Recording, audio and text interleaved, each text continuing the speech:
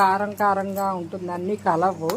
కాబట్టి ఆ మర్నాడికి మనకి చక్కగా తయారైపోతుంది. దీన్ని ఒక ప్లాస్టిక్ డబ్బాలో పెట్టుకున్నాం అనుకోండి,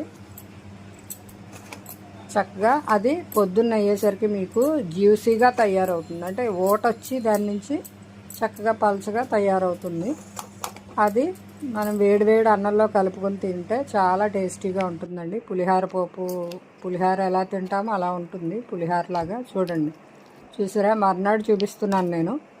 డబ్బాలో పెట్టేకాను, జ్యూసీగా ఇలా రెడీ అవుతుంది. దీన్ని తీసుకుని మీరు మంచి వేడివేడి అన్నంలో నెయ్యి వేసుకుని తింటే చాలా టేస్టీగా ఉంటుందండి. మీరు అందరూ కూడా ట్రై చేసుకోవచ్చు. మనకి 2 కాయలు 3 కాయలు ఉన్నప్పుడు చక్కగా ఇలా పెట్టుకుని, ఆవకాయ యాజ్ యూజువల్గా కాకుండా ఇది ఒక వెరైటీ కింద ఉంటుంది. వేడివేడి అన్నంలో కలుపుకొని తినచ్చు. ఓకే అండి, బాయ్.